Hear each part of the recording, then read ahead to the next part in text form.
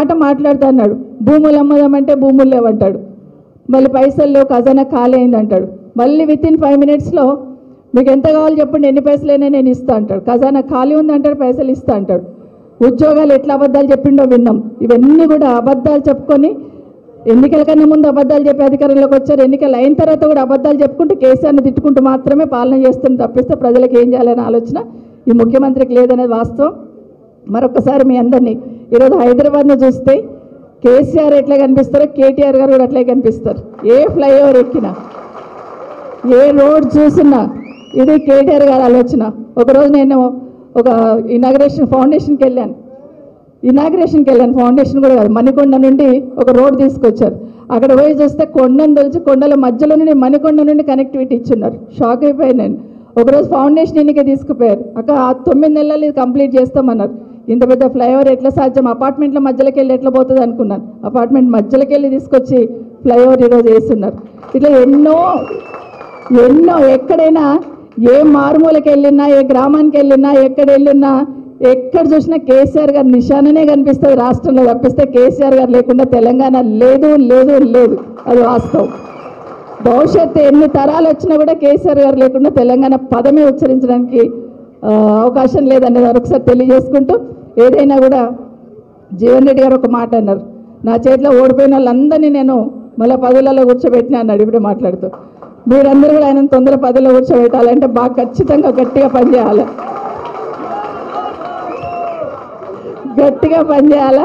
గట్టిగా అక్కడ కొట్టాలంటే ముందు లోకల్ బాడీస్లో కొట్టాలి. లోకల్ బాడీస్ నిన్న ఒక ఆయన మాట్లాడుతూ కేటీఆర్ గారు ఛాలెంజ్ చేస్తున్నారు, ముందు లోకల్ బాడీస్ గెలిపించుకొని చూద్దామని.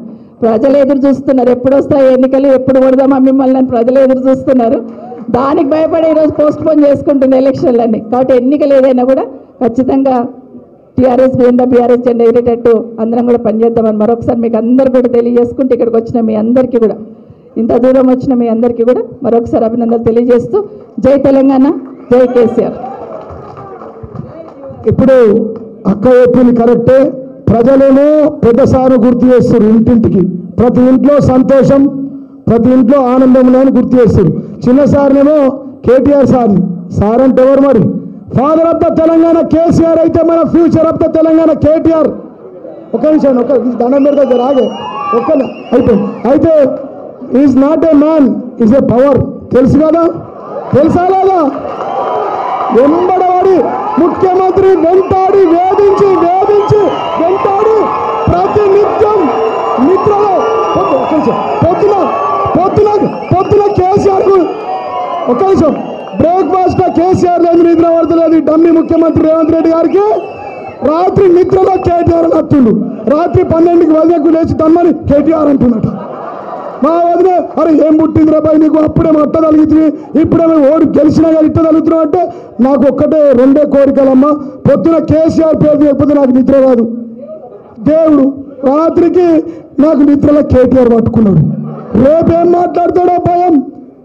పొద్దున ఇక ఇంకో బాధ ఏంటంటే అరే 20 నెలలు అవుతుంది నా పేరు తీయాడు కేసీఆర్. అరే రామ ఇది ఎక్కడురా నాయన నా బాధ. 20 నెలల్లో ఒక్కసారి కూడా పేరు తీయాలంటే నీ పేరు ఎందుకు ఇస్తారో నువ్వు రాక్షస జాతి అవుతుంది. అంతేనా కాదు? అందుకోసమే మా కేటీఆర్ అన్న బిడ్డ ముఖ్యమంత్రి రేవంత్ రెడ్డి చెప్తా ఉన్నా మీకు, ఆయన 3 ఫేజ్ల కరెంటు ఆయన ముట్టుకుంటూ అంటే బాడీ మోసం అయిపోతావు. అంతేనా అన్న? సారీ అన్న.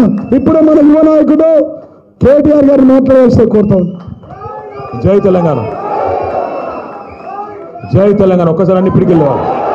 కేసీఆర్ గారి నాయకత్వం.